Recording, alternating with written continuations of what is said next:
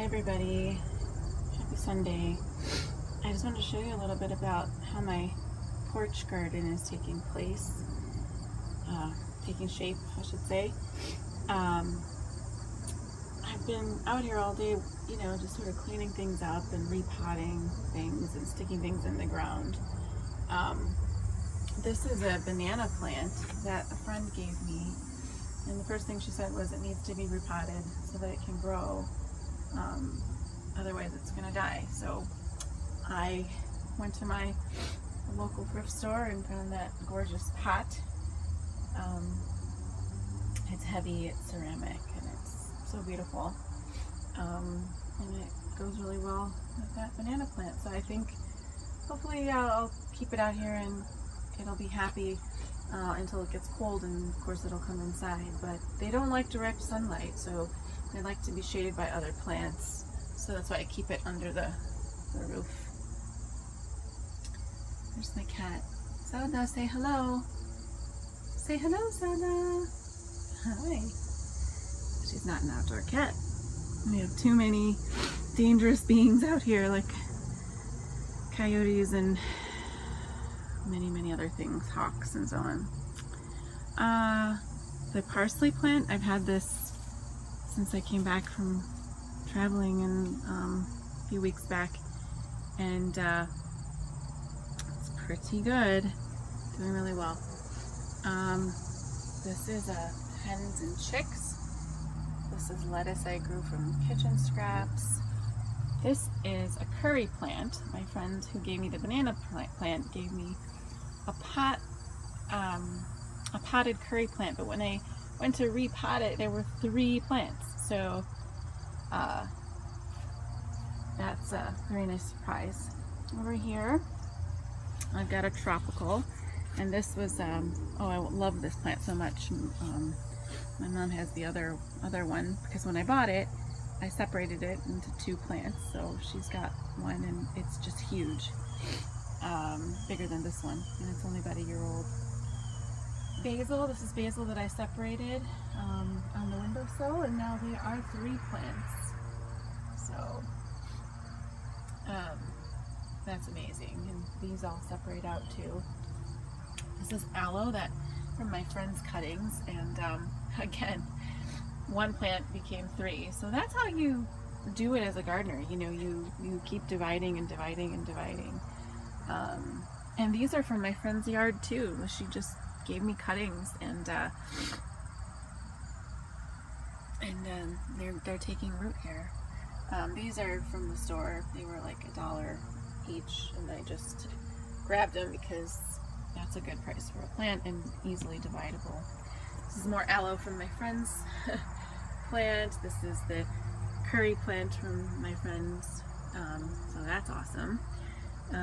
This is mint from my yard. I don't know if it'll take root, but this one stem right here seems to be alive. So if it takes hold, it'll just grow like crazy, but I have to contain it because it's just taking everything over. More basil. I think this is just too wet, and it's gonna need to dry out a little bit, or else I'm gonna have to take it inside and root all of them. The Swiss chard down here was totally beautiful, and now it's totally chomped up by my squirrel. So, well, he was hungry. It's okay. My geranium is not really all that happy for some reason. I always do really well with geraniums, but I find the trick is to just constantly take off the dead stuff with geraniums. Once you do that, they seem to be pretty resilient. You gotta, just watch the soil. Like this is probably, whoops, it's probably more wet than it needs to be, so I'll let that dry out. But I just love geranium plants. I mean, they're so beautiful in pots, and I don't know, they just make a home feel really homey. Let's go out here. I'll show you what I did. I painted my bench, and I love this sage green color. It was just looked like sort of bright, almost cherry wood, but not quite cherry wood. Just a can and a half of spray paint. I took the middle part out, the wrought iron, I took that out, and now it looks a little weathered. But I didn't want to get the paint all over it. But you know, anything outside is going to get weathered, and that's just sort of part of the rustic feel. So I'm not going to stress about things being so perfect. This is another mint that I took out from the garden because it was taking over. And again, I love mint, but I don't want it everywhere. My fern plants I got from my garden center, they're like $1 each, and I just think they look fantastic around trees. And I have a lot of shade, so they should do well. And over here we have, I don't know, there's just this little corner here that is just easy to plant stuff because along the house there's all these rocks, and it's really, I don't have the time and energy to dig it all out and start planting yet, maybe next year. But there's this little corner with lots of ground space that is quite open because I actually did a lot of work in here one year to plant bulbs and stuff. So those bulbs come back, those plants, there's like some really pretty plants. But I ended up putting sedum here because I always wanted a sedum, and they were really inexpensive right now at the end of season. And these will divide themselves, so they should spread. And even not just here, but all over your yard. Behind it, I planted a butterfly plant, a butterfly bush, so that should be really nice when it grows. Let's see. Dill I put down here. I don't know if you could see, but somebody chomped it. I think these deer and squirrels are really hungry around here. So they eat everything edible, and it's like, how do you even know that something edible is here? It's so amazing. I don't know if they'll like the leeks, but these are from cuttings. Oh, look at the bee. There's the bee on the plant. Oh, good. We attracted bees. That's really, really, really important. Oh, that makes me happy. That makes me really happy. See him? Let's see if I can focus on him. Oh, isn't he beautiful? He's gorgeous. Love it. Okay, down here. Ooh, there's another one. Oh, there's another one. They love this plant. There's more. There's babies. Down here are leeks that I cut from kitchen scraps, and they started to grow. I just stuck them in the ground. Well, I'll see what happens. And there's some other flowering plants that I don't know the name of, but they came from my garden. And I just, my garden is sort of far away from the house, so I'm just, I haven't had the time to really make that beautiful this year. So I sort of dug out some things that I wanted closer to the house. This one is a pretty plant. It's called Artemisia, I think. And I've never had it before. It's a perennial, so I wanted a perennial that will come back. And over here, this is called a Mrs. Bradshaw.